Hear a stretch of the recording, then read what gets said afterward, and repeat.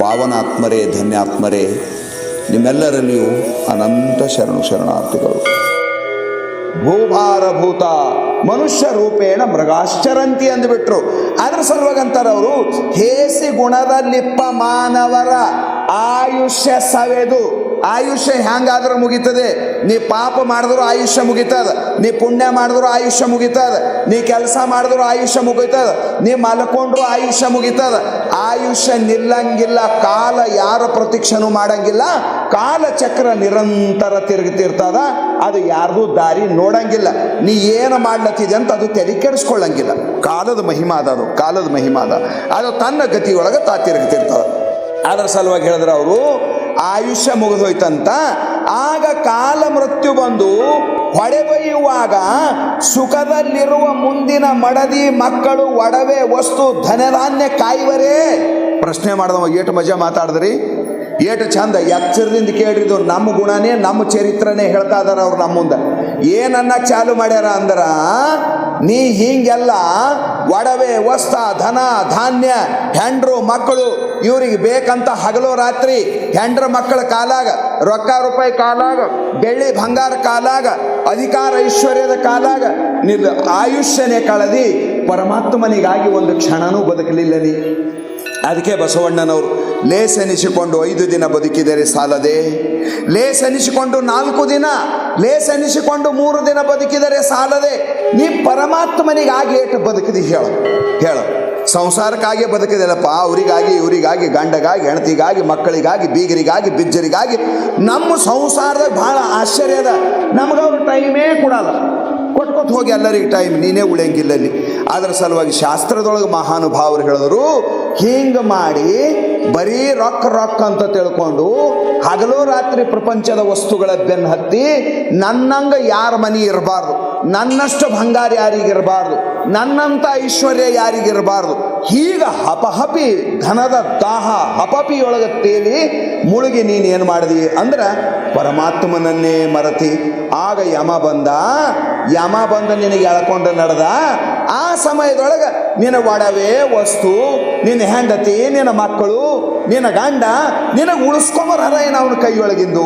ನಿನ್ನ ರೊಕ್ಕ ನಿನಗೆ ಉಳಿಸ್ಕೊತದೇನು? ನಿನ್ನ ರೂಪಾಯಿ ನಿನಗೆ ಉಳಿಸ್ಕೊತದೇನು? ನಿನ್ನ ಹೆಂಡತಿ ನಿನ್ನ ಗಂಡ ನಿನಗೆ ಉಳಿಸ್ಕೊತಾನೇನು?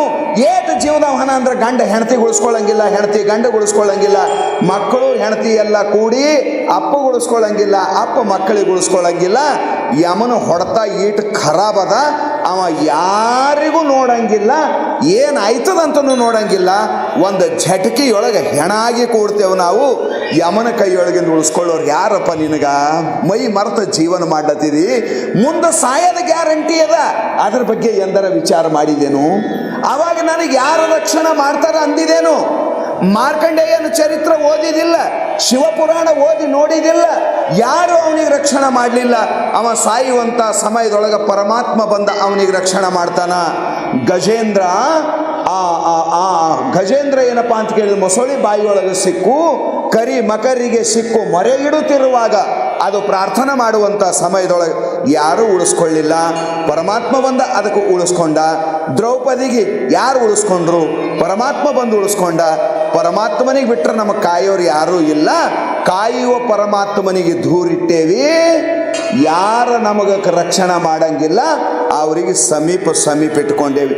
ಮಕ್ಕಳು ನನ್ನ ಕಣ್ಣೆದ್ರೆ ಸಾಯೋ ಟೈಮಿಗೆ ರೀ ಮಕ್ಕಳು ಕಣ್ಣೆದ್ರೆ ಇರಬೇಕು, ಹೆಂಡತಿ ಕಣ್ಣೆದ್ರೆ ಇರಬೇಕು. ಅಕ್ಕ ತಂಗಿಯರಿಗೆ ಕರೆಸ್ರಿ ಹಂಗಂತನ್ರಿ. ಅವನಿಗೆ ಕರೆಸು, ಇವನಿಗೆ ಕರೆಸು, ಅವ್ರು ಬಂದಿಲ್ಲ ನೋಡು, ಇವ್ರು ಬಂದಿಲ್ಲ ನೋಡು, ಎಲ್ಲರಿಗೆ ಕರೆಸ ನನ್ನ ಕಣ್ಣೆದ್ರೆ ಇರ್ರಿ ಅಂತಾನ. ಹೋಗ್ತೇವಂದ್ರೆ ಅಳಕ್ಕೆ ಚಾಲು ಮಾಡ್ತಾನ. ಈ ಕಡೆ ಸಾಯ್ಲಕ್ಕೂ ತಯಾರಿಲ್ಲ, ಹೋಗ್ಲಕ್ಕ ಬಿಡ್ಲಕ್ಕೂ ತಯಾರಿಲ್ಲ. ನೀ ಇರು, ನಾನು ನಾಳೆಗೆ ಬರ್ತೇವಂತ. ಅವ ಏಟಂದ್ರು ಮನೆ ಕಡೆ ಅಟಕಿ ಅದ, ನನ್ನ ಗಂಡನ ವನವಾಸ ನಡೆದದ, ಹಂಗೆ ನಡೆದದ ಅಂತ ಮಗಳ ಮೇಲೆ ಪಂಚ ಪ್ರಾಣ ಇಟ್ಕೊಂಡಿದ. ಮಗಳ ಕೈ ಕೊಟ್ಟು ಹೋದಳು. ಇದು ಅಳ್ಕೊಂತ ಕೊಡ್ತದ. ಹೋಗ್ಲಿ, ಅವ್ರಿಗೆ ಕರೆಸಿ ಇವ್ರಿಗೆ ಕರೆಸ ಅಂದ್ರೆ 20 ಮಂದಿ ಸುತ್ತ ಇದ್ದಾರ.